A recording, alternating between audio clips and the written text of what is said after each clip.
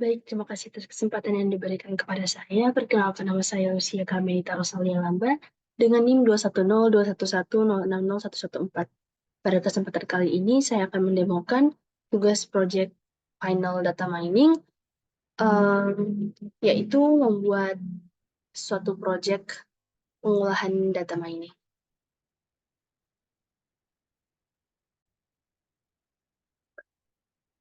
Baiklah, di sini sudah ada tugas project saya. Di sini saya menggunakan project gemastik saya dan tim saya pada perlombaan gemastik kami pada tingkat Universitas Ahmad Yani yang sudah kami laksanakan minggu lalu. Jadi di sini terdapat latar belakang dari dibuatnya project ini. Jadi project ini merupakan project forecasting dari data curah hujan untuk melakukan forecasting pada pola curah hujan 2 tahun mendatang, yaitu tahun 2024 dan tahun 2025. Nah, dataset yang kami peroleh itu merupakan dataset dari tahun-tahun sebelumnya, yaitu dari tahun 2016 hingga tahun 2023. Ada pula latar belakang dibuatnya proyek ini adalah karena malaria ini merupakan penyakit menular yang disebabkan oleh parasit Plasmodium yang ditularkan melalui gigitan nyamuk Anopheles betina yang terinfeksi. Nah, penyakit ini masih menjadi kesehatan masyarakat yang serius di daerah tropis dan subtropis dengan jutaan kasus dan ratusan ribu kematian setiap tahunnya. Kami memperoleh data-datanya dari WHO, yaitu tercatat 249 juta kasus malaria pada tahun 2022. Kemudian perkiraan jumlah kematian akibat malaria mencapai 608 ribu per tahun pada tahun 2022. Dan juga salah satu wilayah terbesar yang terkena malaria adalah Afrika, yaitu diperkirakan terkontaminasi malaria sekitar 94% dari seluruh kasus malaria di seluruh dunia. Nah, di antara 94% kasus malaria di Afrika itu, 90%-nya itu terjadi kematian, di mana 78%-nya itu disumbang oleh kaum anak-anak. Nah, metode yang kami gunakan metode yang digunakan dalam proyek ini adalah metode SARIMAX, yaitu suatu metode yang dikembangkan dari metode ARIMA atau Autoregressive Integrated Moving Average. Nah, perbedaannya adalah kalau di SARIMAX ini merupakan model yang memprediksi masa depan dengan memanfaatkan pola dedat waktu stasioner menggunakan Autoregressive AR, Moving Average MA, dan Differencing. Nah, tujuan dari analisis ini adalah untuk memberikan informasi tentang hubungan kasus malaria dengan curah hujan yang berguna untuk strategi pengendalian malaria. Kemudian, solusi yang ditawarkan dari proyek ini adalah yang pertama, membangun model SARIMAX yang akurat untuk memprediksi pola curah hujan di Kota Manado. Yang kedua, menganalisis hubungan statistik antara prediksi curah hujan dan kasus malaria di Kota Manado. Kemudian, sumber data dan deskripsi data. Sumber data yang digunakan dalam penelitian ini adalah dataset primer berupa dataset curah hujan di Kota Manado pada tahun 2016 hingga tahun 2023 yang berasal dari BMKG Kota Manado. Adapun alasan dilakukannya menggunakan dataset ini adalah karena tidak tersedianya data-data dari tahun sebelumnya. Jadi yang tersedia itu data dari 2016 hingga 2023. Jadi kami menggunakan data dalam waktu 7 tahun tersebut. Kemudian peneliti juga tidak melakukan interpolasi data Kota Manado dari data nasional maupun data provinsi karena kesulitan menemukan data nasional atau provinsi pada tahun 2016 hingga 2023.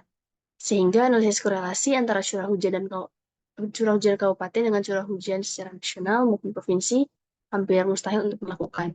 Oleh karena itu, penelitian ini hanya menggunakan dataset curah hujan di Kota Manado selama 7 tahun terakhir. Walaupun akurasi hasil akan menurun jika dibandingkan dengan data historis yang lebih panjang. Sekarang kita masuk ke tahap berikutnya, yaitu import library. Jadi di sini kita akan masukkan kode untuk mengimpor beberapa library yang diperlukan, kemudian kita running. tunggu prosesnya hingga selesai.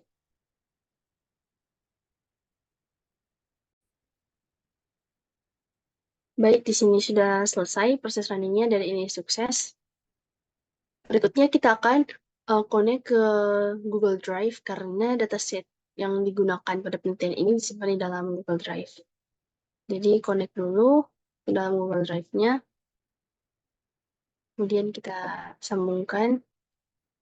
Di sini saya menggunakan, kami mengerjakan mengerjakan proyek Gemasti kami ini menggunakan satu akun saja, yaitu akun dari ketua Gemasti kami, ketua tim Gemasti kami. Oke, sekarang sedang proses, kita tunggu hingga selesai. Nah, dan ini sudah berhasil. Selanjutnya kita akan masuk pada tahap pre-processing data. Oke, ini kita akan read CSV, kita akan read dataset yang kita simpan di dalam drive kita. Nah, kemudian kalau sudah di running, hasilnya akan seperti ini. Nah, bisa dilihat di sini datanya masih belum bersih, masih ada data NaN dan juga 888. Nah, nanti data ini akan di cleansing sehingga siap untuk dilakukan pemodelan.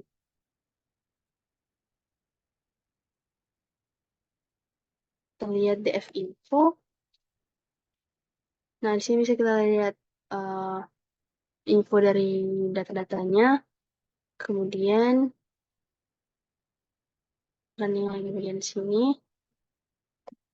Kemudian tahap berikutnya kita akan rename kolom tanggal menjadi tanggal. Selanjutnya kita akan mengubah format penanggalan menjadi daytime. Oke, sudah.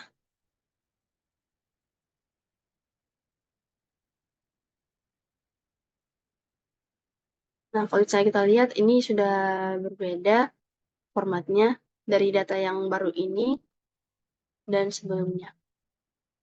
Kemudian setelah itu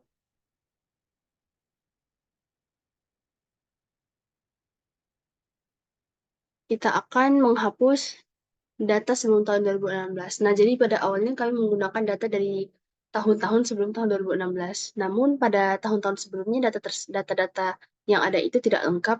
Jadi dalam penelitian ini kami memilih untuk menggunakan data yang sudah lengkap, yaitu dari tahun 2016 hingga 2023. Jadi data yang tidak lengkap akan kami hapus. Kemudian yang berikutnya akan dilakukan pengurutan data frame berdasarkan kolom tanggal dalam urutan menaik.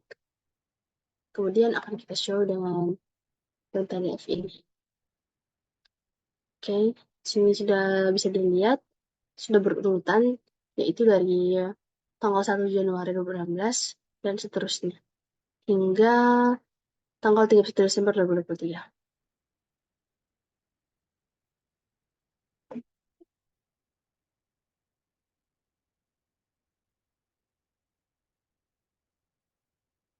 Jadi di sini perintah yang akan kita lakukan adalah kita akan replace atau mengganti kolom yang ada angka 888 dengan 9999 dengan NaN.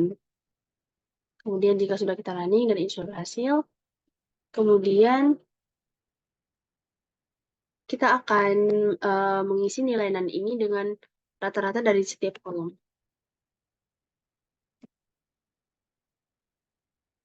Kemudian setelah itu kita akan menghapus data yang terduplikat. Oke.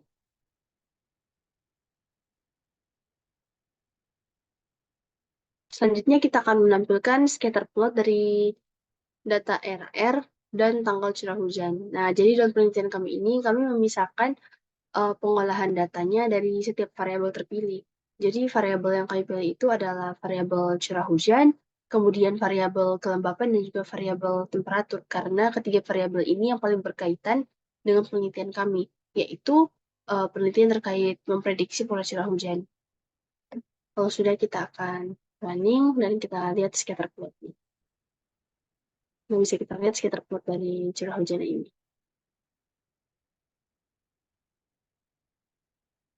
Selanjutnya kita akan masuk ke tahap yang kedua. Tadi pertama kita data preprocessing, kemudian sekarang kita masuk ke dalam pengolahan data curah hujannya. Pertama kita tampilkan dulu data frame-nya dari curah hujan. Setelah itu kita akan melakukan pengurutan indeks pada dataset binders. Ini kita running. Kemudian kita akan prepare data untuk visualization.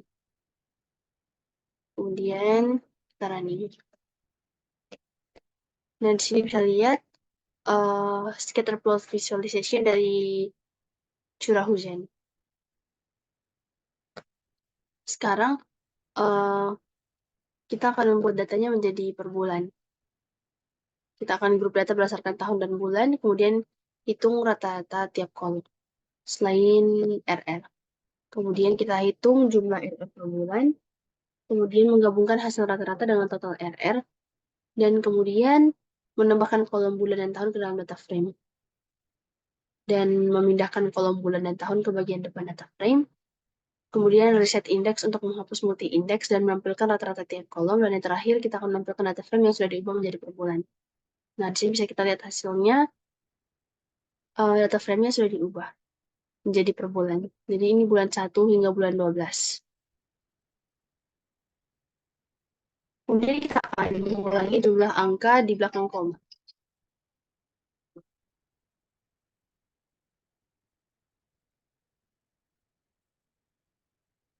Oke, selanjutnya kita akan menyiapkan data untuk visualisasi. Oke, kita akan visualisasi. Nah, jadi ini adalah visualisasi dari data curah hujan yang sudah kita olah tadi. Jadi ini semua merupakan data aktual dari tahun 2016 hingga tahun 2023. Nah, setelah kita selesai mengolah data curah hujan ini, berikutnya akan dilakukan forecasting dari uh, data curah hujan. Pertama kita load dulu data curah hujannya. Kemudian yang berikut uh, kita akan import library-nya. Kemudian kita akan membuat data ini menjadi stasioner. Kenapa data ini perlu distasionerkan? Agar uh, model yang kita bangun nanti menjadi lebih akurat karena datanya sudah stasioner. Kita running dan bisa kita lihat p-value-nya. Nah, p-value itu uh, p-value yang baik adalah p-value yang kurang dari 0,05. Ya, jadi di sini karena p-value kita sudah bagus, berarti data yang kita punya sudah cukup akurat untuk uh, dilakukan pemodelan. Kemudian ketika datanya sudah stasioner, kita akan testing untuk stationarity. Kita akan testing stationarity-nya. Nah, setelah kita tes stationarity-nya, ternyata memang datanya sudah stasioner, sehingga p-value yang dihasilkan pun sama seperti yang kita peroleh awal tadi.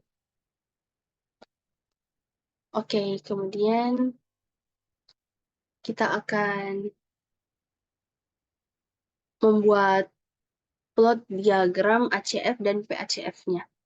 Kenapa? Karena dari diagram ACF dan PACF ini kita akan memperoleh um, model untuk forecasting kita. Jadi dari diagram ini kita bisa memilih model manakah yang paling tepat untuk dilakukan forecasting curah hujan. Nah, dari kedua diagram ACF dan PACF ini diperoleh dua model yang uh, baik untuk melakukan forecasting. Namun dari dua model tersebut, kita akan membandingkannya lagi model manakah yang paling tepat untuk digunakan. Pertama kita akan melihat model 1.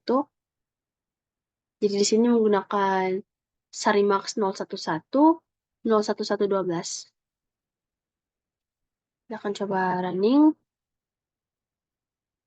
Kemudian kita coba running AIC value-nya. Kemudian kita akan buat prediksi untuk 1 tahun dulu. Untuk 2 tahun maksudnya. Kemudian kita akan membuat visualisasi dari prediction kita. Oke.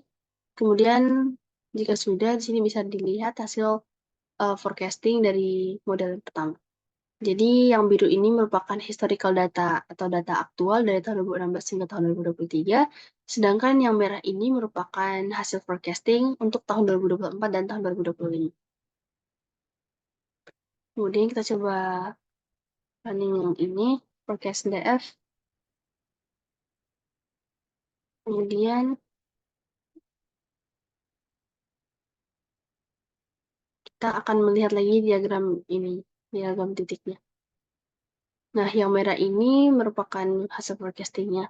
Sedangkan yang biru ini merupakan baseline-nya. Di sini baseline-nya 200 karena curah hujan yang normal itu adalah curah hujan di bawah 200 hingga 200. Sedangkan jika curah hujannya sudah berada di atas 200, maka curah hujan tersebut sudah termasuk curah hujan yang tinggi.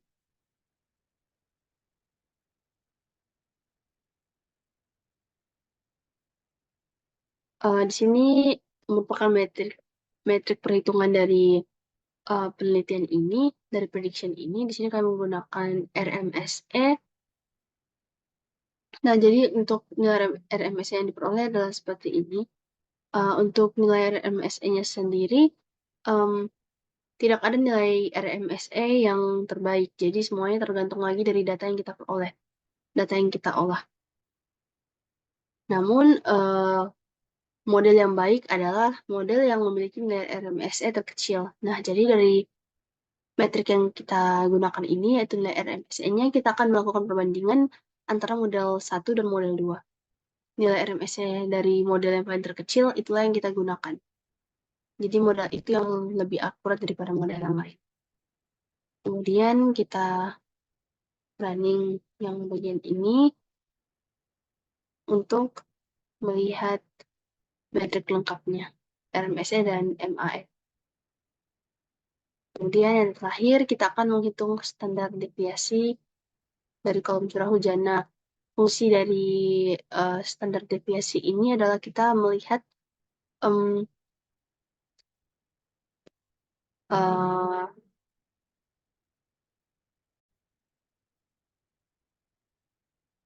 fungsi standar deviasi ini adalah untuk melihat seberapa besar sebaran data dari data yang kita punya.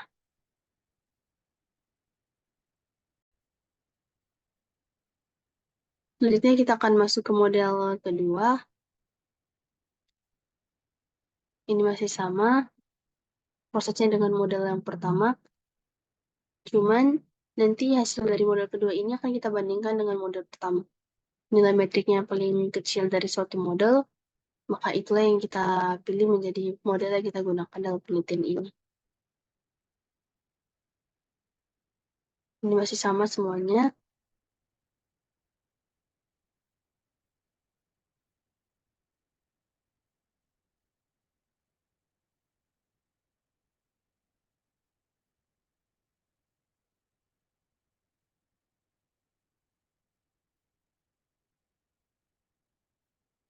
Nah, di sini bisa kita lihat nilai metriknya, yaitu RMSE dan MAE-nya dari model kedua ini lebih besar daripada model yang pertama.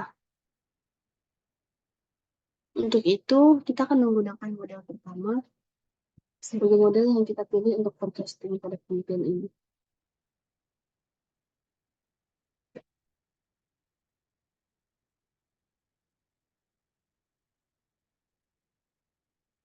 Berikutnya kita akan masuk ke fitur yang kedua, yaitu kelembapan.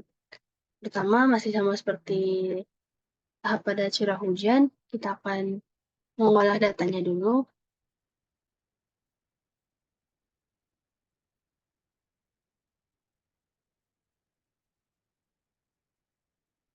Kita akan mengolah data Sebelum kita masuk ke tahap forecasting, ini kita running juga. Jadi kita akan urutkan indeks pada data set binders. Selanjutnya prepare data untuk visualisasi. Dan sini bisa kita lihat.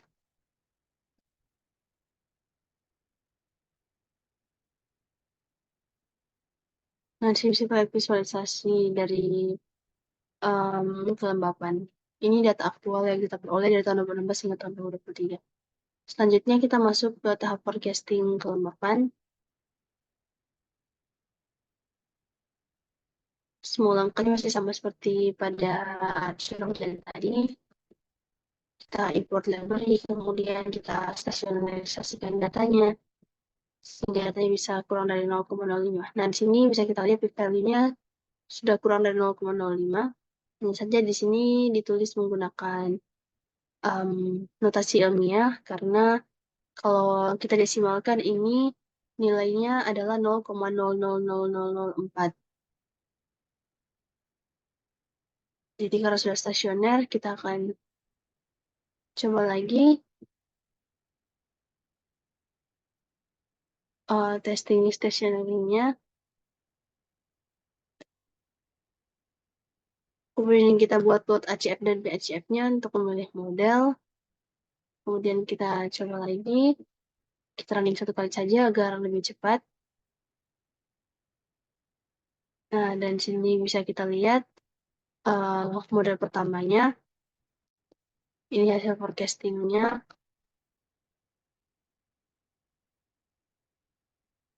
Nah, untuk kelembapan kami tidak membuat baseline-nya karena tidak ada kelembapan lebih tinggi dan lebih rendah. Kelembapan yang menyebabkan curah hujan tinggi itu merupakan kelembapan yang di atas 60%. Nah, karena dia berdasarkan data yang diperoleh dan juga forecasting-nya, kelembapan yang diperoleh ini semuanya sudah lebih dari 60%. Hanya saja dalam memprediksi penyakit malaria, kita tidak bisa menggunakan satu faktor saja, yaitu faktor kelembapan saja. Kita perlu mempertimbangkan faktor-faktor lain seperti curah hujan dan juga temperatur. Sehingga dari hasil forecasting kelembapan ini akan kita kaitkan dengan uh, curah hujan dan juga temperatur. Selanjutnya kita masuk ke model kedua. Ini kita running satu kali saja agar lebih cepat. Kemudian kita lihat model kedua. Soalnya kita perhatikan di sini nilai metrik RMSE dan MAE-nya. Nilai RMSE dan MAE yang paling terkecil itulah yang kita ambil. Kita langsung saja ke nilai RMSE dan MAE pada model kedua. Nah, karena nilai RMSE dan MAE dari model 1 lebih baik, maka kita akan mengambil model 1 juga untuk tahap kelembapan ini. Berikutnya tahap yang terakhir, yaitu temperatur atau suhu. Pertama kita akan proses dulu data aktual dari temperatur atau suhu ini. Tahapnya masih sama seperti pada curah hujan dan juga kelembapan. Jadi kita bisa lihat line plot data aktualnya dari tahun 2016 hingga tahun 2023. Selanjutnya kita akan melakukan forecasting hingga memperoleh model. Kita akan import library, kemudian stasionarisasi data, kemudian kita peroleh diagram ACF dan PACF-nya. Dari sini kita milih model, maka diperoleh dua model juga, model 1 dan model 2. Di sini kita akan coba running untuk model 1, dan kita lihat nilai metrik evaluasinya. Nah, di sini nilai metriknya sudah sangat bagus, yaitu 0,81 dan 0,74. Kemudian kita akan lihat yang untuk model kedua, yang suhu.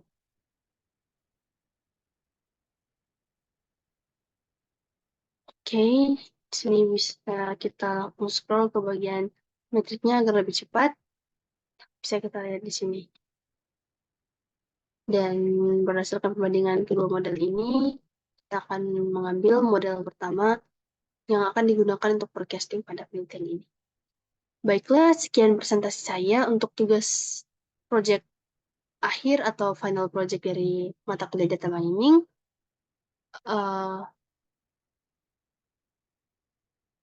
Sekian presentasi dari saya. Kurang dan lebihnya saya mohon maaf dan terima kasih atas perhatiannya.